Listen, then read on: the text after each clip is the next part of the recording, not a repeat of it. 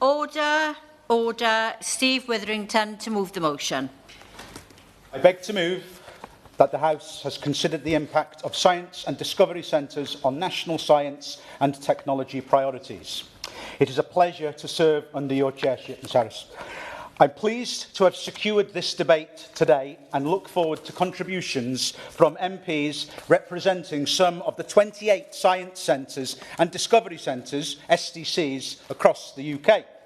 My connection with science centres, and in particular Montgomeryshire and Glyndŵr's own Centre for Alternative Technology, commonly known as the CAT, is deeply personal. It is, in fact, the reason I am here today, representing my constituency. Representing a rural Welsh constituency might seem unusual for someone with a father from Surrey and a mother from Camberwell.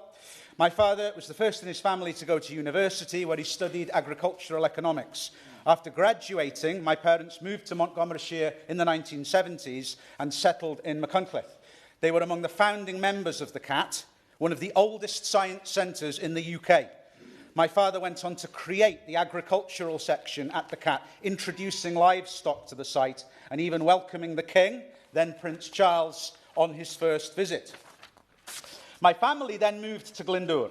Since they left, the CAT no longer has livestock, but now has hot water, a luxury the founder members of the CAT could only dream of.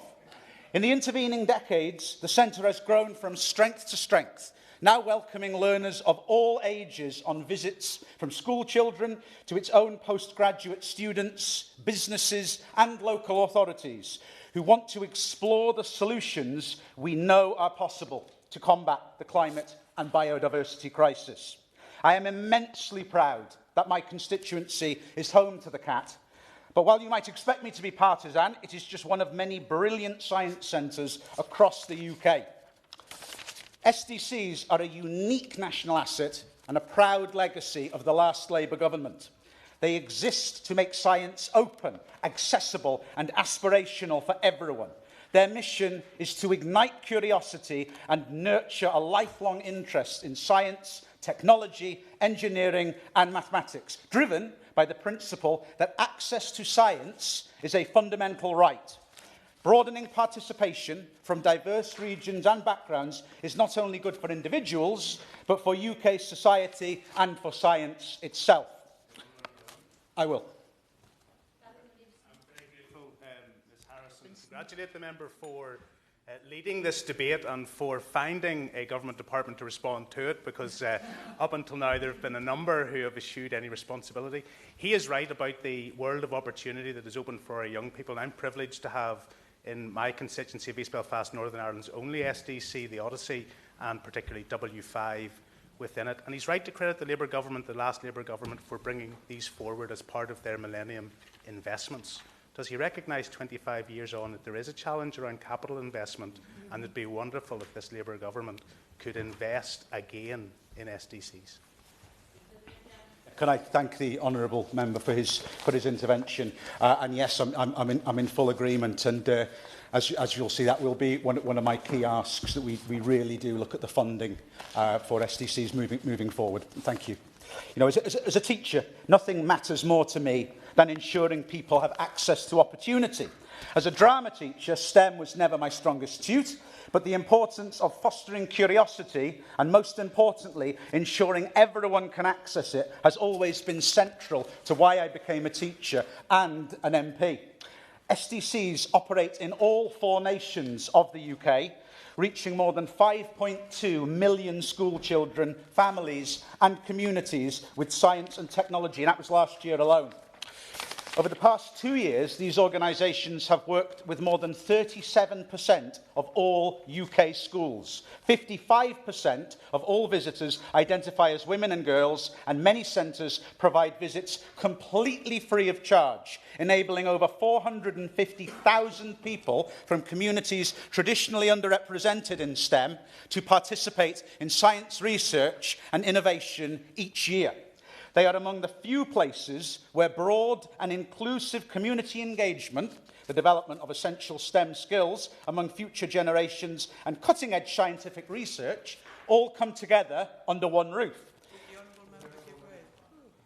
I will. I would like to thank the honourable member giving way and congratulating him on securing this really important debate, and also on the excellent and inspirational speech he's giving, and just to support him in saying that I have been inspired to witness in the Centre for Life in Newcastle, which celebrated its 25th birthday last year.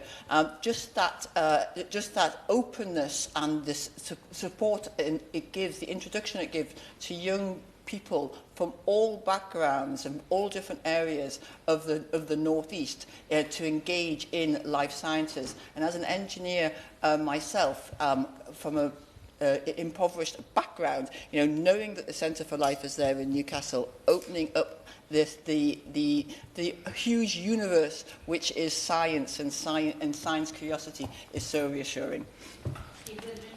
I thank my honourable friend for that intervention, and it was lovely to hear her speak, because she's clearly just as passionate about the SDC on her patch as I am of mine. I will. I thank the honourable member for giving so much time for interventions. You'll not be surprised to hear that I represent one of 4 science centres in Scotland in Dundee. And Dundee has, over the last 25 years, given STEM experiences to over 2.5 million people. And we're looking forward to further enhancing that with the city's former gasworks, or an Eden project, which again, as you've mentioned earlier, about climate change and environmental degradation, these things need to be challenged. So I'm happy to hear the member agrees that public funding should be committed to it. Would the member go further and suggest to the Minister, perhaps, that there be a timetable for that funding so that both the Eden project and our science centres across Scotland and the rest of the UK be supported? I thank the honourable member for that intervention, and I'm very happy to convey that ask. Thank you. Through their role as trusted anchor institutions with strong civic ties to schools, teachers, industry and research partners, SDCs have an important role to play in a number of areas. The UK faces a serious STEM skills shortage. Nearly half of engineering and technology businesses report recruitment difficulties, and these shortages are estimated to cost our economy £1.5 billion a year. The centres can help harness the skills needed for future growth in key industrial sectors. They are also essential for building public understanding and trust around new technologies, including AI. They can help deliver the government's Tech First programme, providing digital skills and AI learning opportunities for 1 million secondary school students and 7.5 million workers, ensuring innovation is not only technology-led but user-centric. They can even serve as national test beds for ethical reflection and citizen co-design in research and innovation. The Centre for Alternative Technology is truly the jewel in the crown of Montgomeryshire, a centre that has always been ahead of its time in pioneering a more sustainable and environmentally friendly world. For over half a century, the CAT has combined cutting-edge research with world-class education to accelerate the transition to a zero-carbon future. Its history is remarkable, installing the first hydroelectric turbine on site in 1974, followed by the first wind turbine and UK's first completely solar-heated building in 1975, and later the first community-owned wind turbine in Wales on the hills above the CAT in 2003. From installing the first photovoltaic roof, building eco-cabins and a water-balanced cliff railway, it truly has provided a blueprint for change. And in 2023, the centre celebrated 50 years of ecological innovation. It is a major employer in Mid Wales, currently supporting 78 staff with an extensive reach. It has trained over half of all UK councils in carbon literacy and hosted STEM Learning UK's POP25, Protecting Our Planet Day, broadcasting live to more than 200,000 school children. These initiatives spark curiosity in young minds, open pathways into STEM subjects, and inspire green careers. A visit to the CAT as a child can have a lifelong impact. I wish. Thank you. And I thank the honourable member for giving way and congratulate him on securing this excellent debate and on his excellent speech. One of the most important and exciting aspects of SDC, such as the excellent Explore Discovery Centre in my constituency of Wrexham, neighbouring his own constituency, is the ability that they have and potential they have to reach those from disadvantaged and lower income backgrounds and let them see the possibilities that he's been talking about of a career in science and where that can lead. Would you agree with me that it is time for the government to recognise these SDCs so they can build on this? I thank my honourable friend for his intervention and have a bit of a confession to make that after CAT, Explore in his constituency would be my second favourite SDC, where I have visited many times. And I am in full agreement with my honourable friend, as you would expect. You know, and if we take Salfield School, which has brought pupils to the centre for 40 years, their head of science, Kevin Farmery, said, I can teach them all this in the science lab, but here they see it come to life. That makes a real impact. Dr. Di Morgan, now at the University of Cambridge, first visited the CAT as a child. That experience inspired him to study sustainable engineering, and today he brings postgraduate students from Cambridge to the centre annually to encourage global action. Our constituency may lack a university, but we have something better in the CAT. With its unique history, it continues to offer outstanding degree and postgraduate courses in partnership with Liverpool John Moores and the University of East London.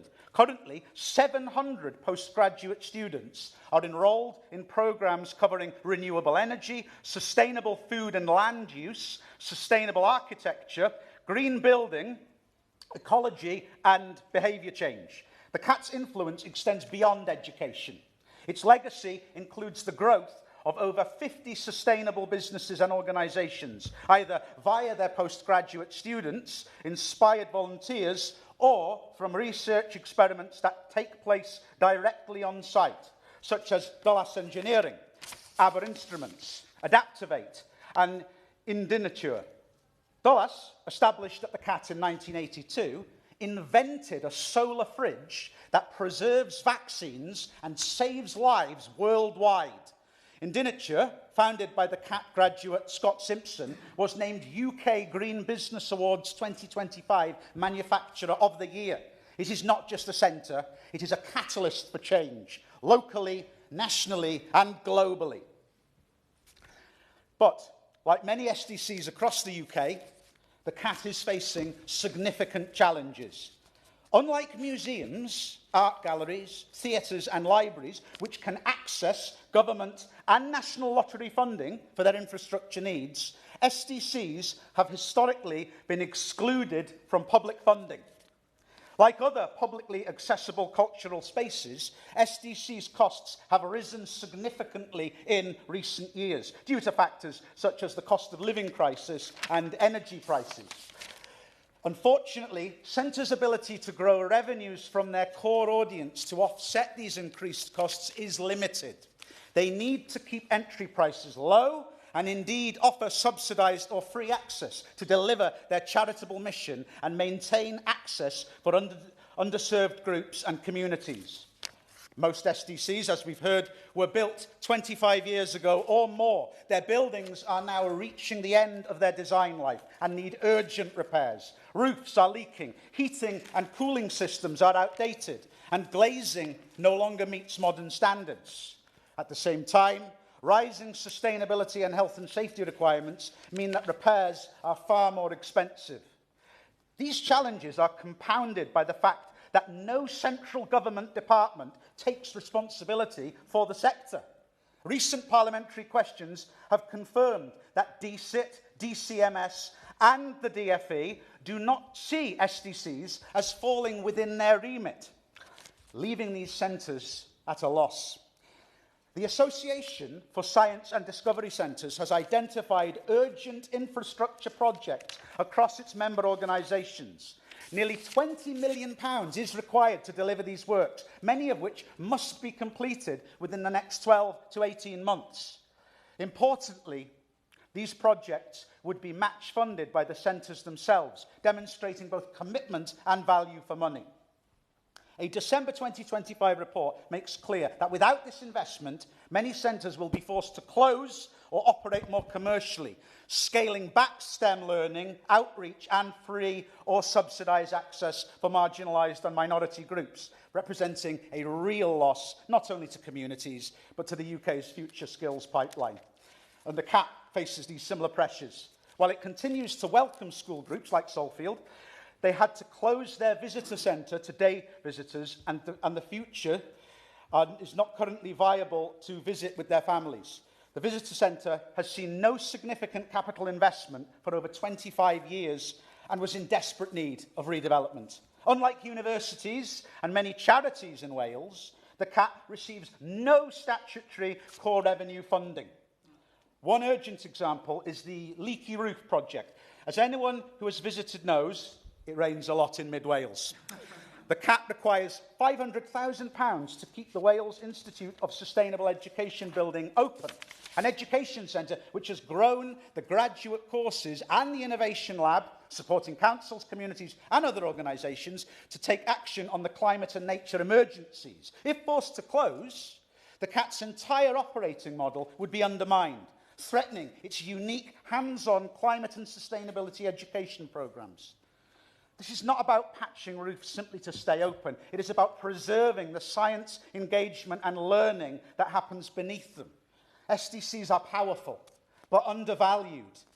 They are beacons of sustainability, education and innovation.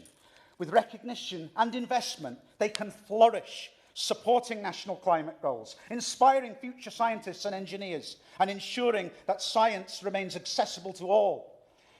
So I ask the Minister, given that SDCs are uniquely positioned to help unlock the full potential of UK science and technology to drive growth, create jobs, and ensure all citizens live healthy, secure and sustainable lives, thereby delivering on DCIT's science and technology framework, does the Minister accept that while the work of these centres touches on the agendas of DCIT, DCMS and the DFE, DCIT should become the lead department responsible for this area? This is not to suggest that all funding should come from DCIT, nor that cross-departmental responsibilities should be relinquished, but rather that his department should take the lead in developing shared solutions going forward. Furthermore, I will. I thank my honourable friend for giving way in the passionate points he was making, and I just wanted to support him in the point by pointing out that in the answer to a parliamentary question of mine in October, the Minister for Science, Minister Valance, said that he was following up with the Department for Culture, Media and Sport to explore a coordinated approach to supporting these centres. And just before Christmas, the Secretary of State for Science, Liz Kendall, wrote to me to say that officials from across the department, from across departments with an interest in SDCs, are meeting to discuss options for sustainable support. So would you agree with me that it's time that we had an answer to the question of where the sustainable support would come from, and that, as I said, DCIT should lead? I thank my honourable friend for her intervention, and yes, you know, I do agree. I don't think that DCMS, you know, and DFE should be completely absent from the equation, but I do agree with my honourable friend that DCIT that should lead. You know. Furthermore, what meaningful action does the Minister intend to take to address the funding and infrastructure challenges currently faced by science centres? Will he respond to the request from the Association of Science and Discovery Centres, supported by more than 3,100 leading scientists, academics, business leaders and educators, in an open letter to the Prime Minister and Department late last year, to provide £19.5 million of public funding, match funded by £19.5 million from the centres themselves, which is essential to address immediate infrastructure risks? Does the Minister also agree that formal recognition of science centres as part of the UK's scientific and cultural ecosystem, whether through expanding eligibility to existing funding streams or by creating a dedicated science engagement fund, is essential, and that it is unfair for SDCs to be excluded from public infrastructure funds that are available to comparable organisations, including museums and libraries? Further, I urge the Minister to meet with the Association for Science and Discovery Centres and its members and to work with them and MPs representing these centres on a solution to these issues, collaborating with colleagues in DCMS, the DFE, English mayoral combined authorities and the devolved governments in Wales, Scotland and Northern Ireland to ensure that SDCs and their work are adequately recognised and supported going forward. Solutions must work across all 4 nations. I will. I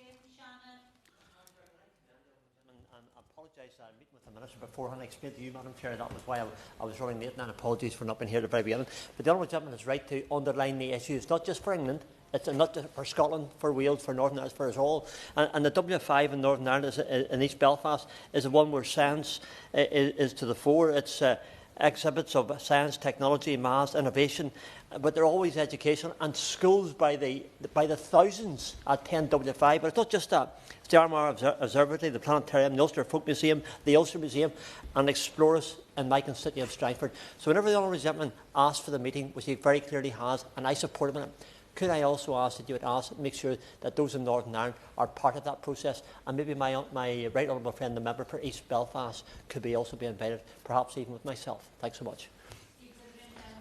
I thank the honourable member for his intervention. I'm really glad he's made that intervention. You know, as a fellow MP from a devolved nation, there are less of us here, and I do think it is fundamentally important that we do, we do recognise that this is a 4-nation issue, not one, and it's complicated by things like education being devolved. Which is one of the main reasons why I do think that this should sit with DCIT, so it can encompass all 4 home nations more easily. Thank you. Finally, I would like to request a meeting with the Minister for additional support for Welsh science centres. Perhaps unsurprisingly, given our size, Wales only has a handful of science centres. The CAT in my constituency, Explore in the constituency of my good friend, the member for Wrexham, and Techniquest in the constituency of the honourable member for Cardiff South and Penarth.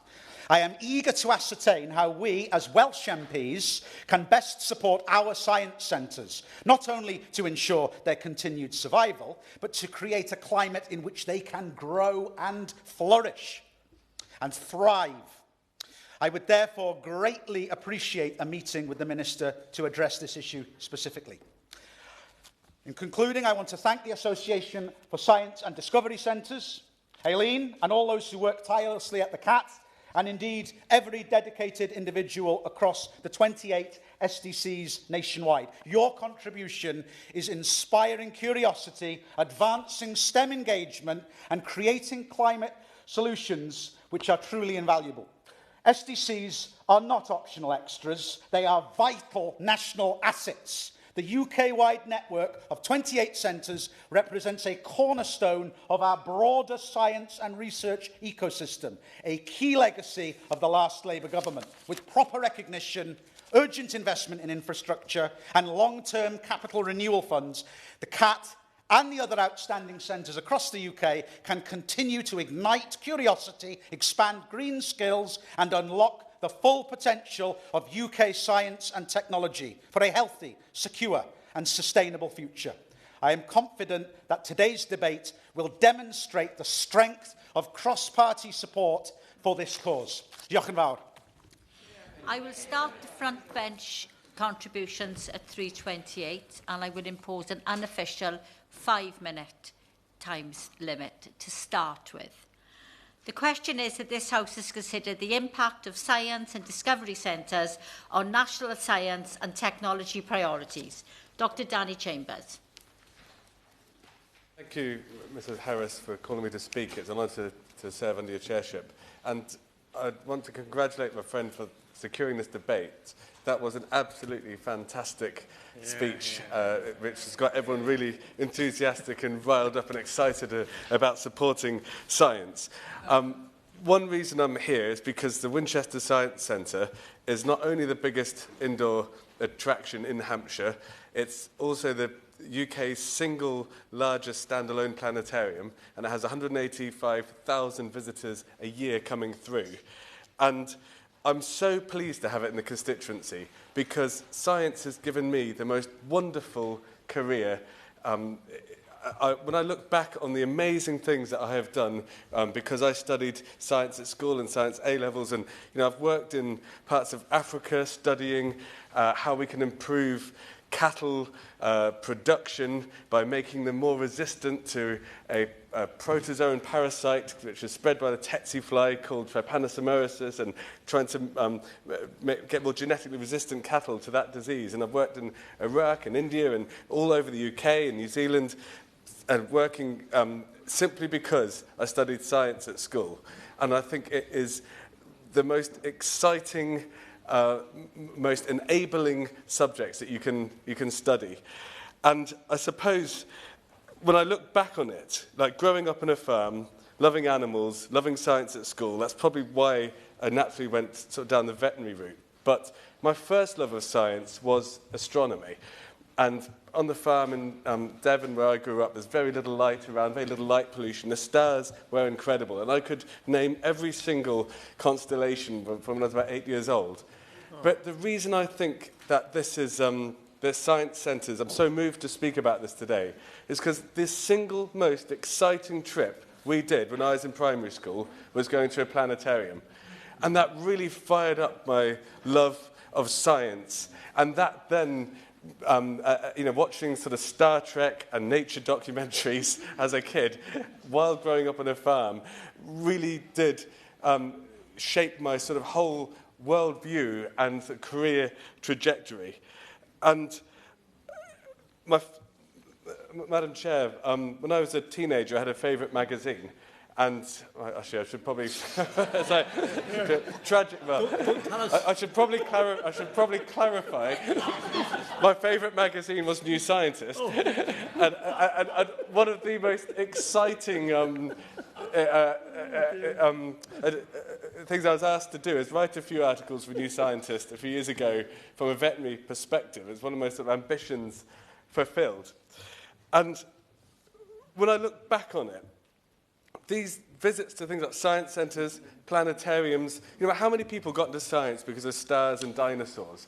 It genuinely, it sounds like a cliche, but they bring science to life for everyone, but especially children. Makes them realise what an exciting subject science can be. It makes them it opens their eyes to not just studying science for a career, but also understanding better our place in the world, the importance of sort of conservation. I'll happily give way, yes. He's absolutely right to indicate as youth and his love of the countryside and how that energised him to seek the job in life that he wanted. But marine biology and local sea life can do something similar. Yeah. And I mentioned it in the intervention earlier to the Honourable Member in relation to the Aquarius in Portaferry in my constituency of Strangford has thousands of children and adults attended every year to learn about the marine biology. They've got that seal project where they rescue seals and then they invigorate them and help them go back into Strangford Loch once again. It's all about the ecosystem in Strangford Loch. These are things that it stimulates young people. And does he agree that those are the sort of programmes that our children should be chasing each and every day? I completely agree with the intervention from my honourable friend, because we're not here supporting science centres just for themselves, not just for the tourist industry, not just for the economy, but some of the biggest challenges facing a civilization at the moment, global challenges. We've got climate change, antimicrobial resistance, risk of pandemics, biodiversity collapse. Even, how do we feed 8 billion people sustainably? How do we give 8 billion people energy sustainably? These are all global challenges, but they are science challenges as well, and inspiring the next generation of children to recognise these as problems that need to be solved, urgent problems. These aren't hypothetical challenges, they are current challenges, and science centres are vital to inspiring children to go to the next generation of scientists who will help us solve all these problems. Because, Madam Chair, we're in an era of such rampant misinformation. We've got geopolitical turbulence, global health challenges, and places like the Winchester Science Centre inspire collaboration, learning, and the sharing of information. In a world of falling vaccine uptake, climate change denial and precarious geopolitical frameworks. It is the scientists that will do the heavy lifting to keep us all safe, yet they're probably the most overlooked. And Madam Chair, just to finish, museums have the Department of Culture and Sport to back them and champion them. Science centres don't specifically have a government department to do that. So I'd urge the Minister to consider getting something like DSIT to really champion science centres.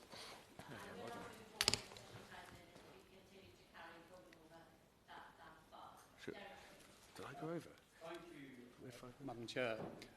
Can I just congratulate my honourable friend on securing this debate, but also on making a brilliant case for Science and Discovery Centre. I'm not sure many of us can add much more to the core case he said other than talk about our own local areas. Because I'm very pleased to speak about this issue today and the importance to our communities and more widely to the UK's proud history as a world-leading pioneer in science and technology, and we shouldn't forget that.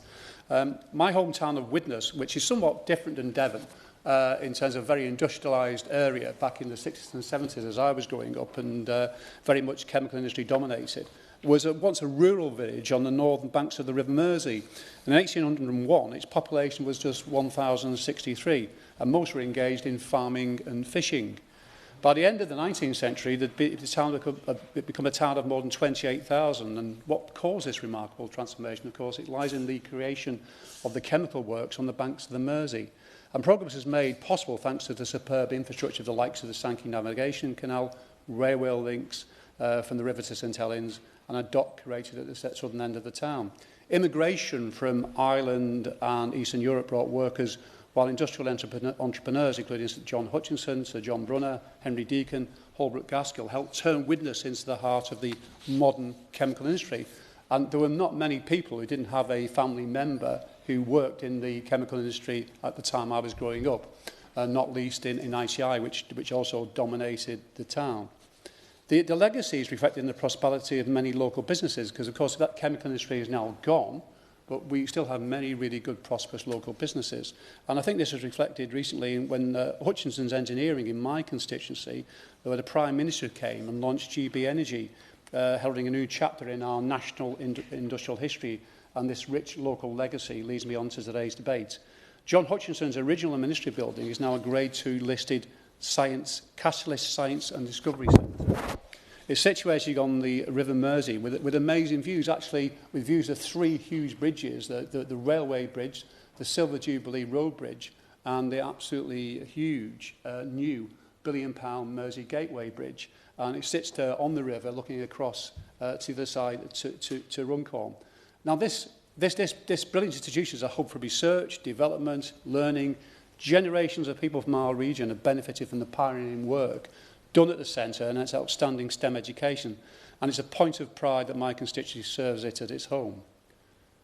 Now, it plays a very, very important role, I think, generally in bringing science and technology and engineering to young people, not least in disadvantaged areas such as mine in Widnes and Hale Wood. And I think we cannot understand the importance of these science and discovery centres in doing that, in infusing young people to want to get involved. So I'm very grateful that the Catalyst continues to raise awareness and belief along the local population, making them aware that science is relevant to them, their lives and future careers. Other members today will have similar appreciations we've heard already for the science and discovery centres in their own communities, and therefore share the same concerns that the hubs are now at real risk. Financial pressures threaten not just individual centres, but a network of technological heritage research developments, which has made such an important contribution to our national development. The government will be well aware of a petition signed by over 3,000 scientists and leading figures, urging us to work with the sector to find an urgent solution. As we've already heard, increased financial costs are having a major impact, and I ask the ministers to carefully consider every feasible option to support these centres. The government is right to make such an ambitious approach to its green energy plan, but without the skills pipeline and a framework to help young people engage with this future, our future scientists and engineers, our targets will become far more difficult to meet. The Catalyst Centre receives no public funding of any kind, but operates as an independent charity. Its trustees tell me that they spend a huge amount of time fundraising because of the rising operational and salary costs, and also in the ageing nature of the capital and building, as we've just heard in the previous speakers. And I must add, the Catalyst building is quite a stunning building. As I say, it gets back to the beginnings of the chemical industry, overlooking the Mersey. But again, it's an old building and needs a lot of maintenance and support. They do, as I've said, do truly remarkable work every day to preserve our heritage and work towards a better, greener future. And I pay tribute to all those who contribute to this vital sector and hope we can demonstrate to them that we recognise their support and invaluable work. Now, in terms of the Catalyst, there are lots of people who work very hard, but I just want to point out to a couple of people. Is Dr. Diana Leach, who is the MBE, who's the trustee director of Catalyst, and Chris Lewis, who's very much been involved in the Friends of Catalyst for as long as I can remember. And they keep these centres going. And I do believe anyone who's ever visited the Catalyst has never gone away disappointed. And I therefore urge the Minister to come and visit the Catalyst as soon as he possibly can. Kirsty Blackman. Thank you, Chair, and thank you for keeping us all in line today. Although I think it's a fairly good-tempered debate because we are all very in favour of our local science centres. I congratulate the Honourable Member for bringing this debate. It was really cool to hear about the CAT. And, you know, it's one of those science centres that has been around a bit longer than the other ones, but it sounds like it's doing absolutely amazing work. And that's one of the things I wanted to touch on, is the fact that although this is a network of science centres, they're all different. And they're all working for the benefit of their local communities and looking at the innovation and the technology and the science that makes the most sense for their local community rather than for what the government's priorities are, because that's how it should be. It should be capturing the imagination of the people in the local area, and it's only going to be able to do that if it is relevant, if they're able to keep moving with the times and catching that imagination. In Aberdeen, we've got the Aberdeen Science Centre, which was in my constituency until the boundaries changed. The Science Centre was refurbished in 2020 and is in a stunning building. It was old tram sheds. It looks really cool. But it was first opened in 1990 on a different site. So next month, it will be 36 years old. I first visited the Science Centre in Aberdeen, which was called Satrosphere originally. I first visited the Science Centre, I think, before I even went to school. And it has always been something that has been part of the fabric of our city. It's been something that everybody goes to when they're a school child. So a place that you go along and visit and everybody knows about. In fact, when they moved to the new premises, they suggested getting rid of one of the exhibits, which is a sheep. And you press the button and the sheep eats the food and it goes round the sheep and then something comes out the other end. And there was uproar from the parents of the children who currently go to the Science Centre. How dare you get rid of this exhibit that we loved when we were children? And I think the comment that the Honourable Member made, that a visit as a child can have a lifelong impact, absolutely resonates. Every one of us who has been able to have those science centres for as long as I have in my life will remember going to those visits when they were a child, will remember that. And I think I sometimes find it difficult in some of these debates. We can talk about the economic impact of these things. We can talk about the innovation it drives. But we could also just talk about the fact that it's a joyful place to be. You know, we don't have to justify an art gallery on the basis of its economic impact. We can justify these science centres on the fact that they create curiosity and joy in children. And adults alike, actually. I love going to the science centre. It's very, very difficult to get me out of Aberdeen. I come to London for work. I do not like leaving my city. It is the best place on earth. However, my colleague from Dundee, the Dundee Science Centre, is one of the few places that I would trail to with my small children when they were little, because it is absolutely excellent and it had diggers that you could play with. And my little boy, who was tractor obsessed, completely loved going to visit these things. So that kind of hands-on experience of science, and as the Honourable Member was saying, in this time where we have got people who are willingly denying facts and we're fed up of experts, actually talking about how the earth moves, actually talking about the way that climate change is changing our society and creating extreme weather events, actually talking about the industries that there are in the local areas and the science that fuels those industries, gets that next generation of people excited in these things, gets them thinking about the way that these things work in a way that the school classroom can't always manage. Sometimes it does. Sometimes you're lucky enough to have an inspiring teacher that can make you think and make you consider the future, and there are many of them out there. However, going and getting hands-on in the Science Centre is something really special. Just the last part on that kind of differences that there are.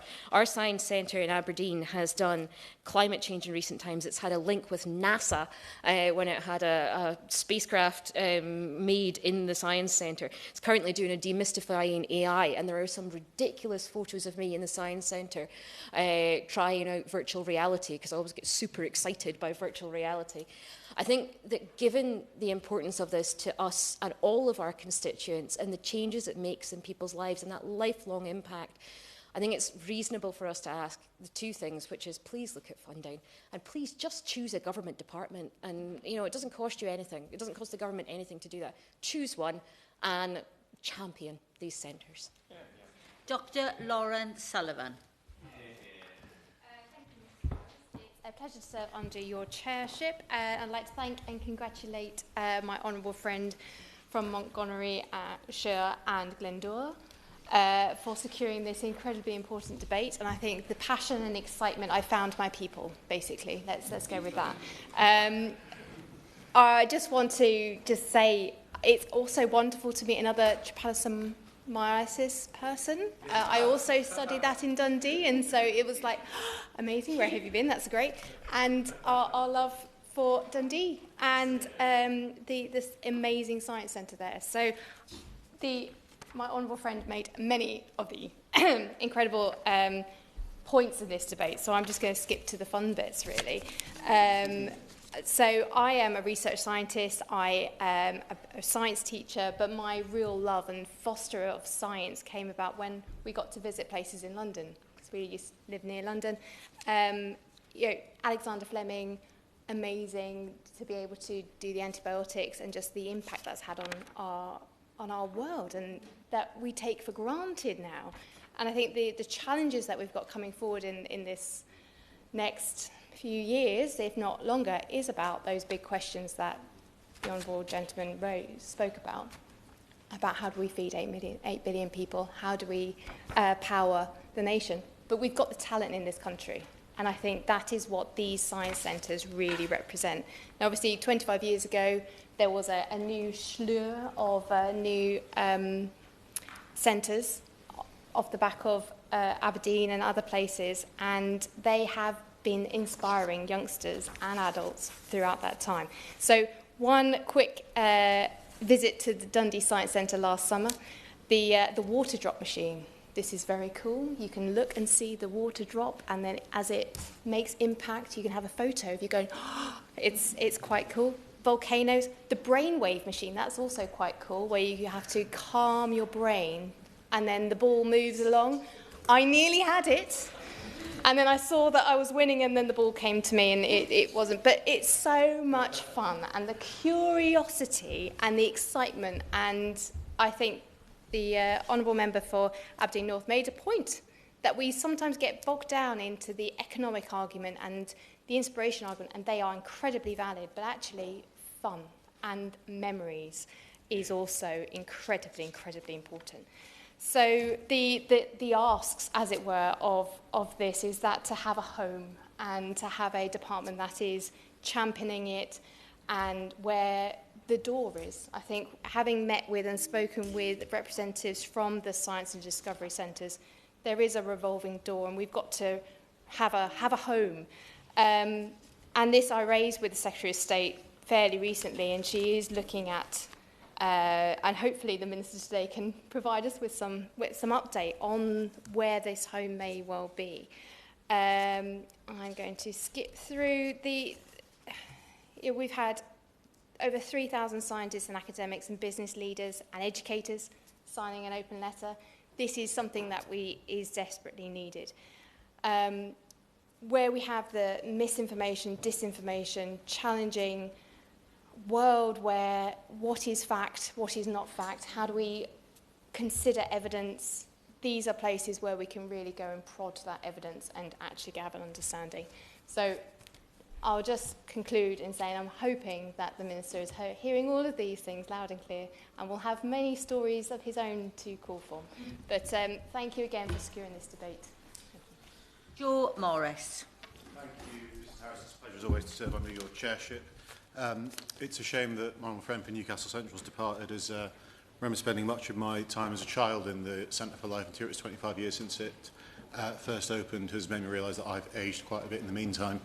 I want to speak primarily about the Kielder Observatory. I'm delighted to see so many scientists in the observing our proceedings. But I do want to take a brief moment, as the SNP member reflected, to just put on record the quite worrying attacks on scientists, attacks on the truth, attacks on the concept of science itself that are taking place, not just in this country, but globally. I do take note that no Reform MPs have come to discuss the importance of the sciences to our national life, and I think that tells its own story quite powerfully. Now, Kielder's Dark Skies Observatory is a world-leading facility. It's one that marks the rural west of Northumberland as a real gem in not just the amazing landscapes it offers, not just the fantastic contribution it makes to our national life in terms of our hospitality, our tourism, but also in terms of our ability to understand space, our ability to understand the stars, our ability to see them. And there is a moment of tranquility that you get when you go into Kielder Forest and you go into the communities around it, and you see quite how special it is to just be able to look up and to see, to actually see the darkness and to be able to see the stars within it. I will not repeat or retread the points that my more eloquent, more qualified colleagues have made on the importance of investment in the sciences, beyond to say, I know the Minister is an incredibly capable and dynamic individual. I do hope that he will cut through the siloing that Whitehall sometimes brings, and that he will take responsibility for SDCs, and that he will go away. He will make sure that Kielder itself receives some of the attention that it needs in terms of making sure it's able to continue its function. It's got incredible function in terms of opening up space to school children. I think they reached about 1,000 school children, about 10,000 pupils, engaging about 50 schools, while also getting 15,000 visitors. And those who come to rural Northumberland know it's not the easiest place to get around. It's often quite a long drive. Quite often people come visit my constituency, get to the Tyne Valley, then realise there's another significant drive up some of the slightly smaller roads from the A69 to get to Kielder Forest itself. And I do then want to come on to the work that Kielder does with the tourism sector, which is a major employer in my constituency. They are not simply promoting the sciences, they are also promoting local establishments like the Twice Brewed Inn, the Battlesteads Hotel. And if I can depart slightly quickly from the subject of it, the industry, the tourism industry in Otterburn is also quite well supported by visitors to Kielder. I'd like to thank the staff at the Petit Chateau there for hosting my wedding reception on New Year's Eve, which remains one of the greatest days of my life. But I'm also privileged not just to speak about Kielder, but to speak about the importance of the wider science sector in the North East. I'm privileged to represent many scientists studying and working at both Newcastle and Northumbria universities, making incredible contributions, not just on academic science, but with real contributions made to industry and to academia as well. A lot of it, when I meet with them, goes well above my head. I emphasise that I got a 2-1 in history, and therefore I can read the history of the subject without necessarily understanding the particulars of it. With my remaining time, though, I would just like to echo a plea not just for those silos to be cut through, but also for the infrastructure around these SDCs to be considered. Now, I often joust with my local Conservative council a little bit, as you would expect, but unfortunately, rural West Northumberland is an area that does not have world-leading infrastructure. It does deserve it, but it does not have it.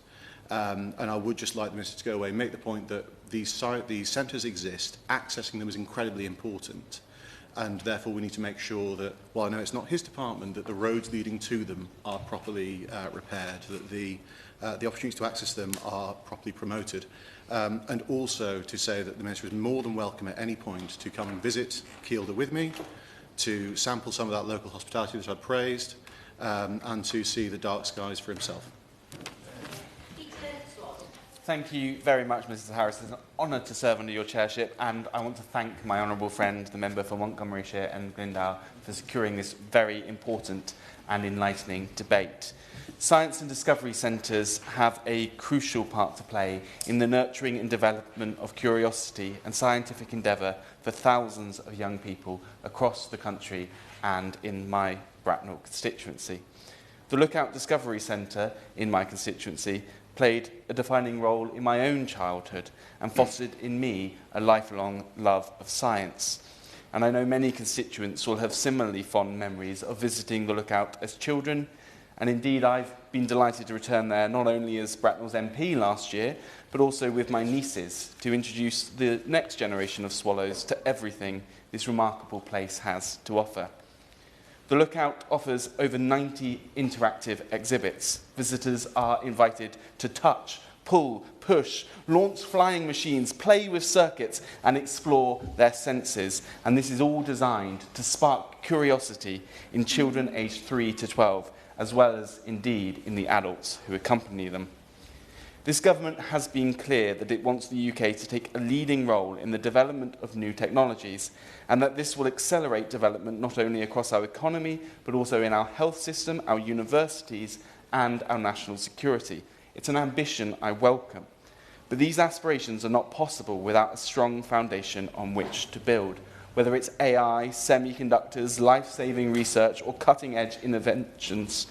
Bringing up a young generation with a love of learning and a passion for the pursuit of the new in our ever more complex world is a fundamental prerequisite for the kind of pioneering role this government wants the UK to take. This year, I've heard about how the outdoor learning programmes and discovery shows at the Lookout have taken young people not yet believing that STEM could be for them and transformed their attitude and their perceptions to such an extent that the same young people are then inspired to enter STEM-based careers.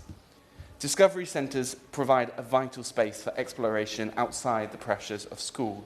At the Lookout, young people are given the opportunity to develop a wide range of skills in a relaxed and fun extracurricular environment. Madam Chair, can I say as a former teacher that learning should be fun, and it should be fun to learn.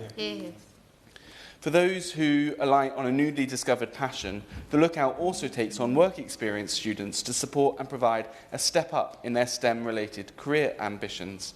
And colleagues may know that the opportunity to engage and measure skills-based learning both in and outside of schools is a particular passion of mine, and I'm pleased that a renewed recognition of the importance of skill-based learning is driving much of this government's approach to education moving forward.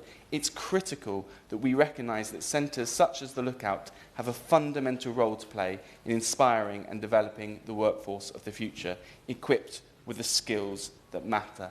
And can I also say that the Lookout is an important place for our community to meet, hosting live, family-friendly science discovery shows like the Superhero Science Show, birthday parties, school group visits, home educator days and toddler days, as well as offering inclusive facilities such as wheelchair-accessible play. And I know it's also a place for many members of the community, including those with toddlers, those supporting SEN adults to meet and to gather. And overall, science centres across the country welcome more than 5.2 million people every year. I know that this government is firm in its belief that educational opportunity must be accessible to everyone, whatever their needs or background, and science and discovery centres play a huge part in delivering this commitment in communities. The Lookout is special not only for what the centre itself offers, but also for its location, situated as it is in the heart of Swinley Forest, and I know many families use the Lookout as a launchpad to explore nature. And it's indeed the fact that the land is actually owned by the Crown Estate, and I want to thank them for their ongoing support of the centre. But the mis and disinformation we see spread, particularly online, about life-saving innovations such as vaccinations does nothing for our unity and prosperity as a nation and serves only to erode trust in expertise, in science, and ultimately in democracy itself. And that's why I think it's so important that we support science and discovery centres for the role they have in building public trust, understanding and dialogue about new technologies. And that has to come with making sure we've got the right support for capital funding. As other members have mentioned, discovery centres do struggle to access some of those grants. And I'm committed to working with Bracknell Forest Council and other partners to ensure the long-term future of the Lookout, so that not only this generation of children in Bracknell Forest can access it, but actually many generations to come can continue to visit and enjoy the centre. And I know that, Madam Chair, you're keen for me to wrap up. I just wanted to finish by saying a huge thank you to everyone who works at the Lookout for all that they do to make science accessible and exciting for young people in Bracknell Forest and across the country. Liberal Democrat spokesperson Charlotte Kane. Thank you, Ms Harris. It's a pleasure to serve under your chairship, and I congratulate the member for Montgomeryshire and Glyndŵr for securing the debate and for his excellent opening speech. Indeed, his speech and all the speeches we've heard today have been really enthusiastic, and that is the whole point of these science centres. It's to generate enthusiasm.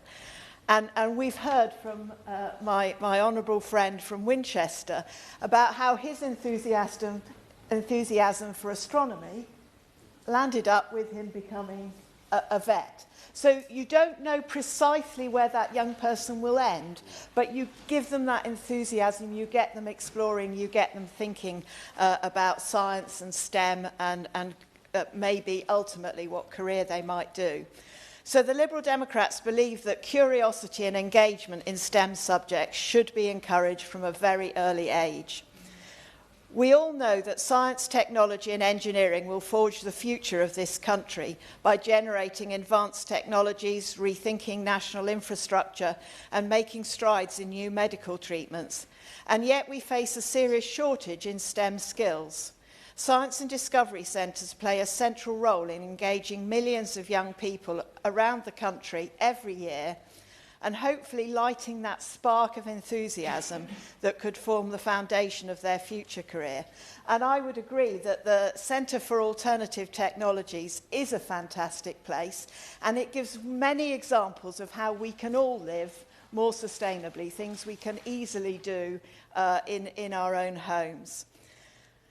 As we heard earlier, it's very good that this debate has found a minister to respond, because like many people, I have been shocked that there doesn't appear to be a department that wants to be responsible for these wonderful places. I suggest that DSIT grabs it with both hands before somebody else does.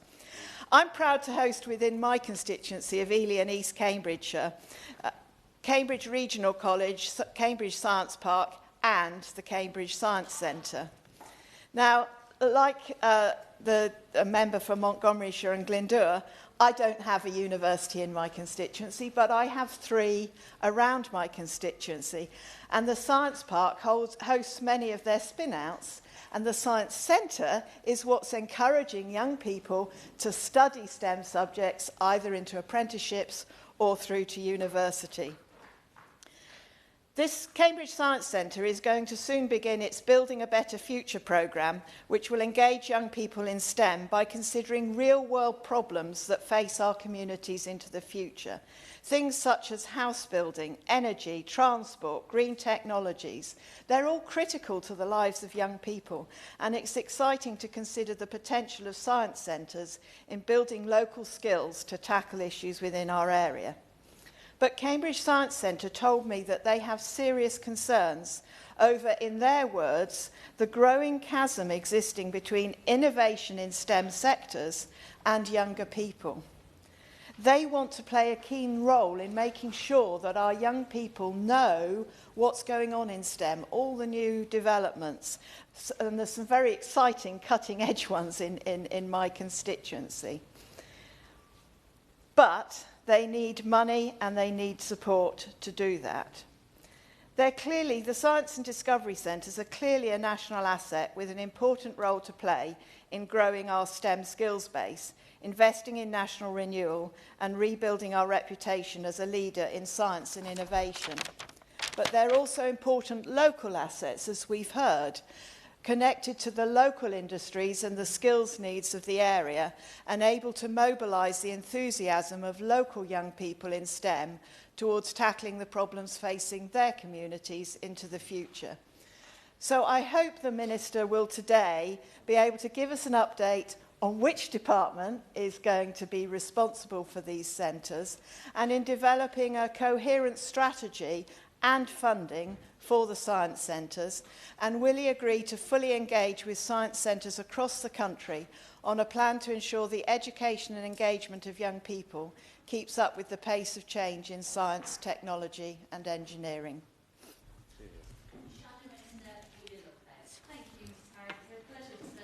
Your chairmanship, and I congratulate the Honourable Member for Montgomeryshire and Glyndŵr for securing this debate and for bringing parliamentary attention back to a subject that has not properly been considered for some years, which is the role of science and discovery centres within our tech and science ecosystem, some of the pressures that they face, but also the contribution that they continue to make. I really enjoyed hearing about his connection to the Centre for Alternative Technology, which clearly has such personal resonance for him, given his father's link to the CAT back in the 70s as a founding member. Now, I know that he was a teacher, but I didn't realise that he was actually a drama teacher, which perhaps explains why he's so fantastic at carrying his voice in this chamber and speaking with such incredible passion.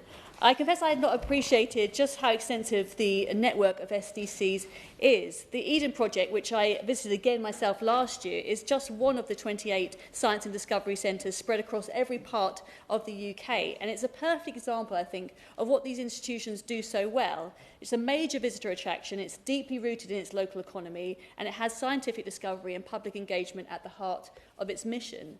These centres aren't arms of the state, they are independent, they're agile, and they're largely self-sustaining organisations, generating income through admissions, partnerships and commercial activity.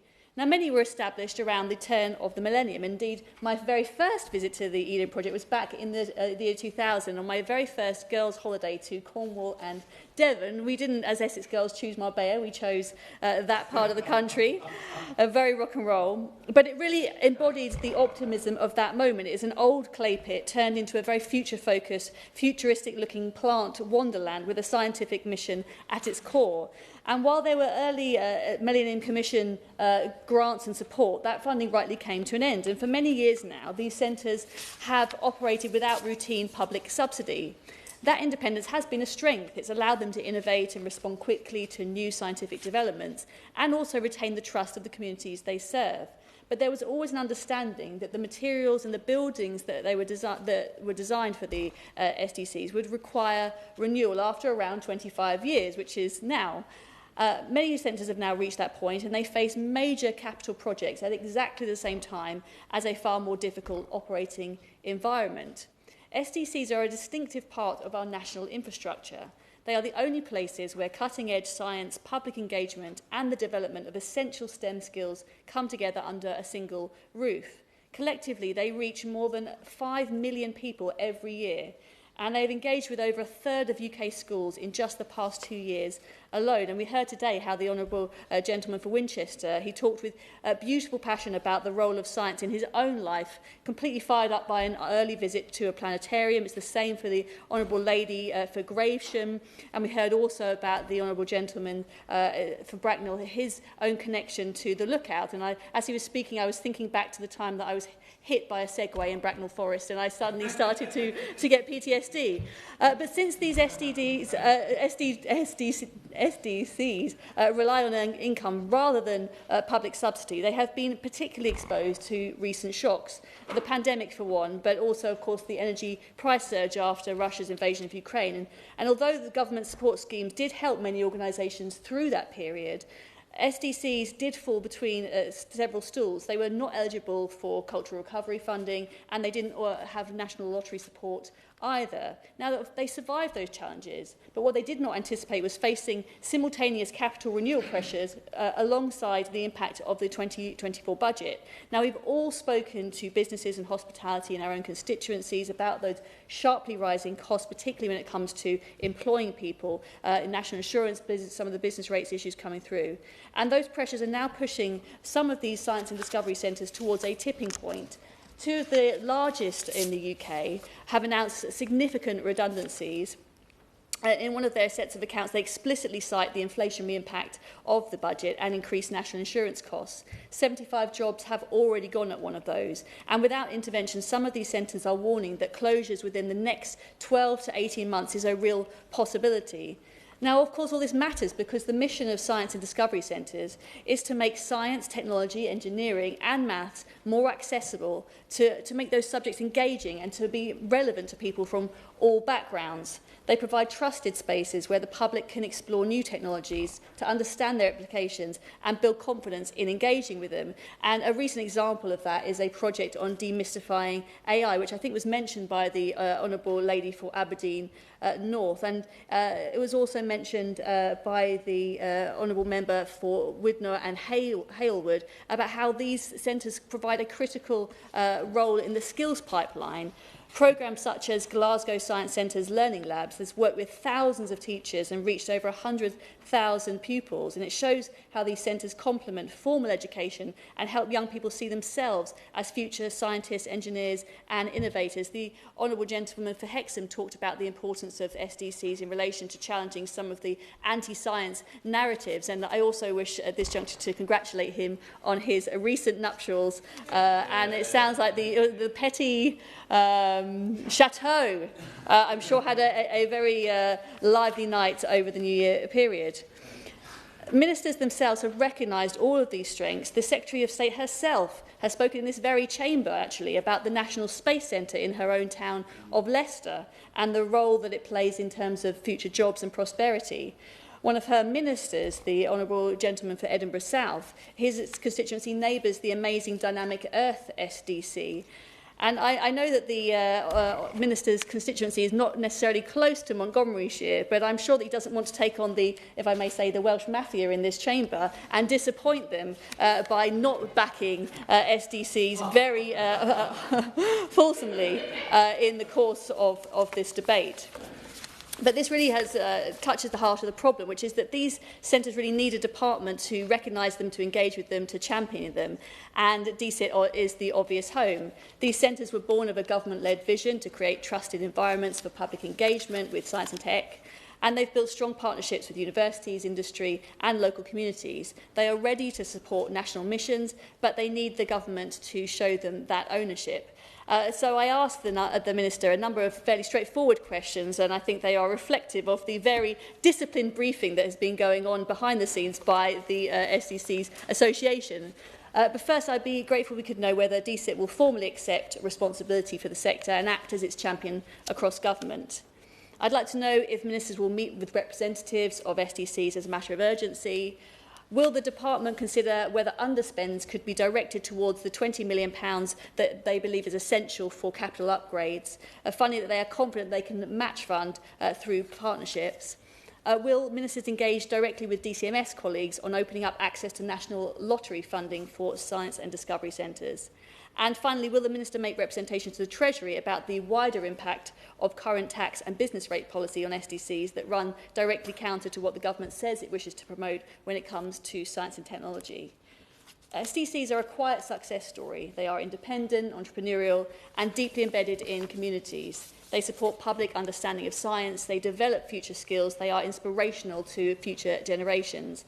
They are not asking to be taken over or paid for. They know what to do when it comes to continuing their great work long into the future, but they do need help with short-term challenges that are not of their own making. They are asking to be recognised, engaged with, and enabled to continue doing what they already do well for the benefit of science, society and the economy.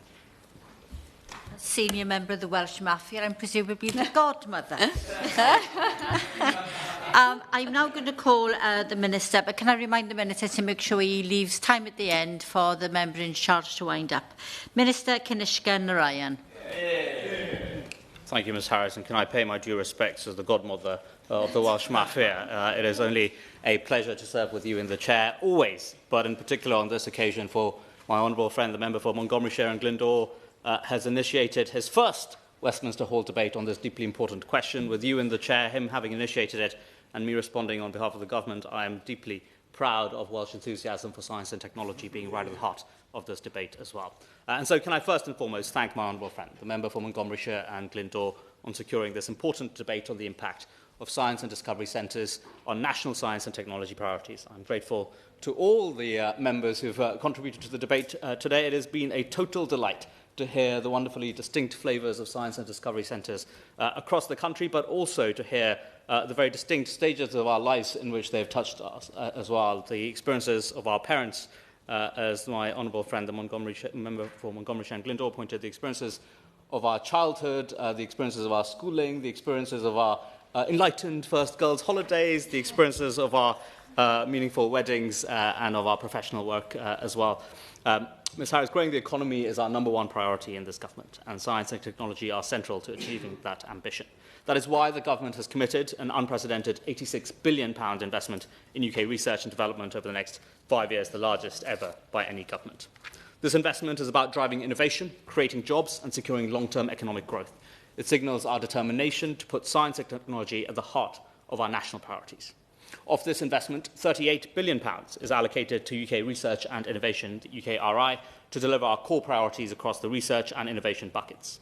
This includes £14 billion for advancing curiosity-driven research, £7 billion to support the formation and growth of innovative companies, and £8 billion for funding research into the government's priorities, including the industrial strategy priority areas. For the first time, the UKRI will now map its investments against priority sectors, with £9 billion of direct support for the industrial strategy across the 2 and 3 buckets that I mentioned. These allocations reflect our national science and technology priorities, ensuring the UK leads in critical fields such as artificial intelligence, clean energy, advanced manufacturing and life sciences, areas that are essential to our future prosperity. I'm conscious that investment alone is not enough in this context. To turn this unprecedented commitment into real-world impact, we need a world-class STEM workforce, a pipeline of talented individuals equipped to transform ideas into breakthroughs. That is why this government believes in the value of a strong STEM workforce and is committed to ensuring that everyone, regardless of background, has the opportunity to pursue a rewarding career in science, technology, engineering and maths. A strong, skilled STEM workforce is vital to delivering innovation, driving productivity and strengthening our country through our mission-led approach. That means inspiring the next generation, broadening participation and ensuring that science is not just something that happens behind closed doors, but something that belongs to everyone. And that is exactly the motivation behind our £187 million programme, the Tech First programme, to touch the lives of 1 million young people right across the UK. The government acknowledges that this is one of the key areas in which science and discovery centres play a deeply important role. While some centres conduct research, their primary purpose is to serve as cultural institutions and visitor attractions that embed science within the UK's cultural fabric, making it open, inclusive and aspirational. They maintain strong civic links with schools, with teachers, with industry, with businesses, with research partners, and they meet the growing demand for STEM education and learning opportunity for people of all ages, backgrounds and abilities. Through their engagement right across the UK, these centres enrich our cultural life, much like museums and galleries do for art and heritage. They deliver outstanding experiences that spark curiosity, foster critical thinking, and build problem-solving skills, qualities that collectively drive innovation. By means of example, the Explore Your Universe Valuing Inclusion programme has taken hands-on science into schools and communities that rarely have access to these opportunities, building confidence and inspiring future STEM careers. The Life Science Centre in Newcastle and Dynamic Earth in Edinburgh are active delivery partners in this national programme, bringing inclusive, practical, physical science engagement to schools and families. Through NextGen Earth, centres are connecting young people with climate and environmental science, linking classroom concepts to real-world data and local action. The Centre for Alternative Technology in my honourable friend's constituency in Montgomeryshire continues to play a leading role in this programme, helping young people engage with climate science through hands-on workshops and youth-led projects. Mindsets and Missions has supported new ways for science centres and museums to co-create with local audiences, strengthening trust, inclusion and civic value alongside scientific literacy. UKRI support through its research councils has been pivotal in enabling these programmes, aligning public investment with priority sectors and ensuring that research outcomes reach learners, teachers and underrepresented communities nationwide.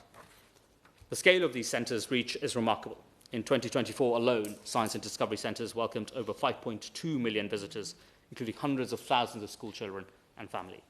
More than 450,000 people from disadvantaged or underrepresented communities were able to access these centres free of charge.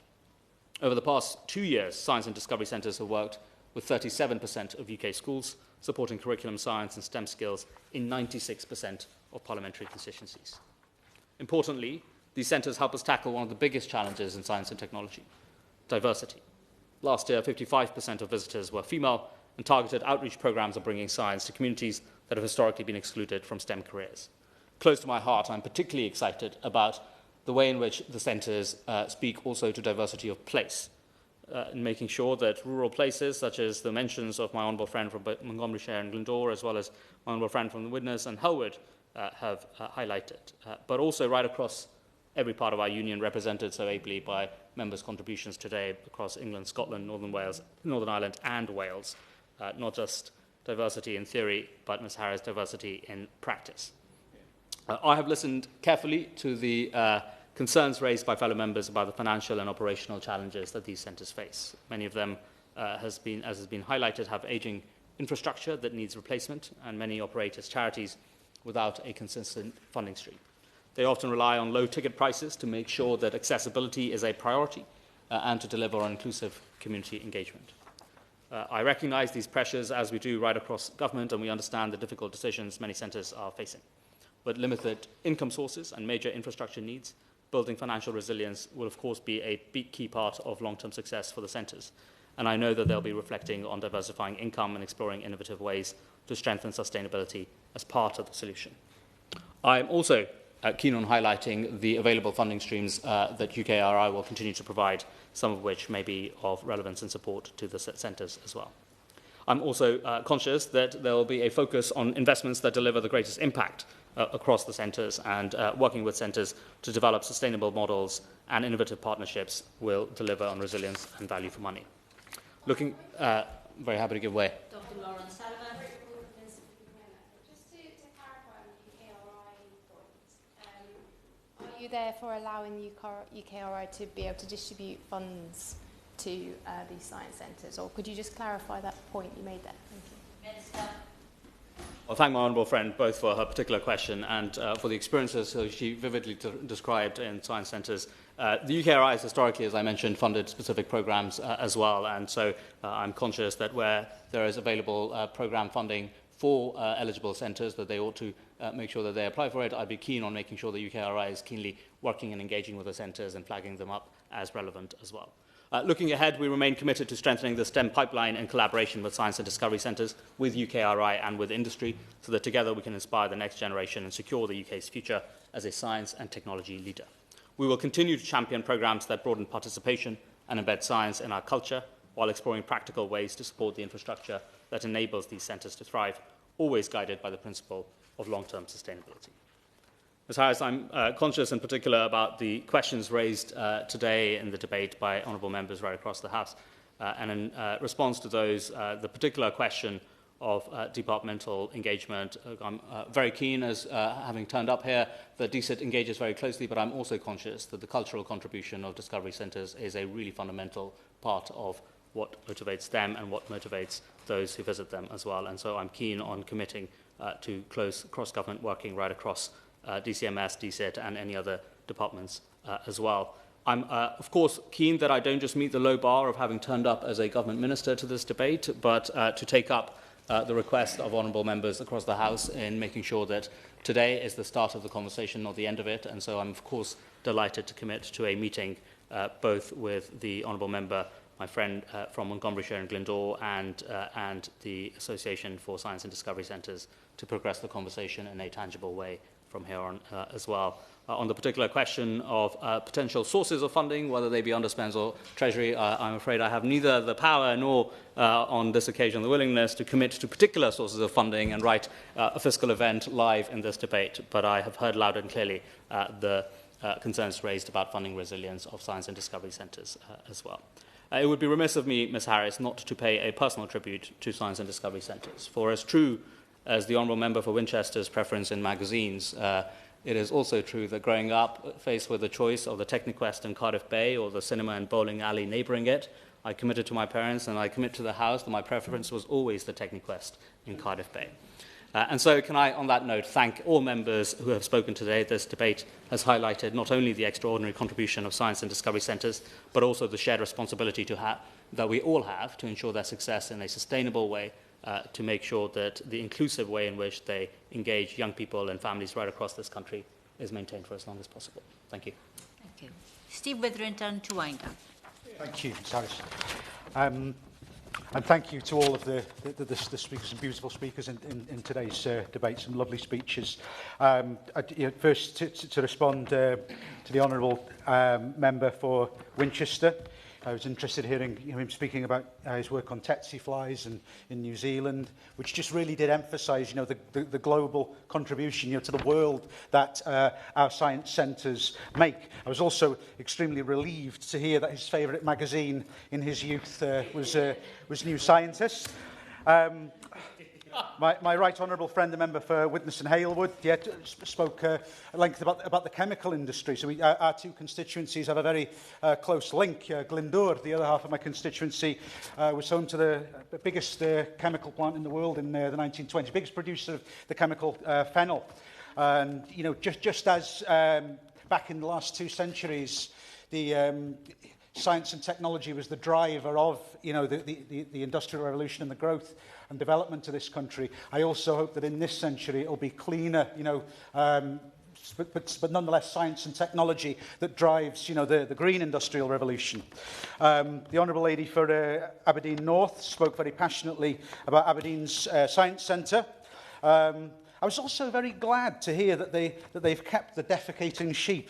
I think that's great news. Learning about the digestive system is incredibly important. And like her, I live in dread of boundary changes because Cat sits very, very close to Ceredigion and to be very honest.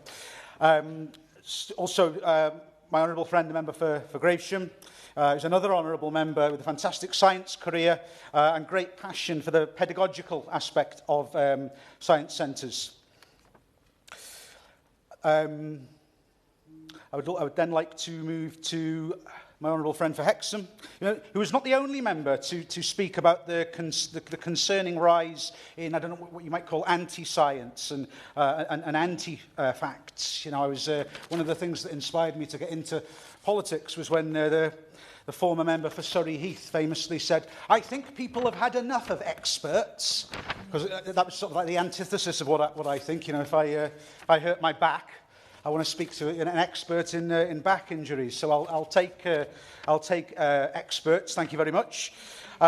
Turning to my honourable friend, the member for Bracknell, I was so glad to hear that he still regularly visits and supports his local science centre and never forgot visiting as a child. Also turning to the 2 main opposition speakers, the honourable ladies for Ely and East Cambridgeshire and Hornchurch and Upminster.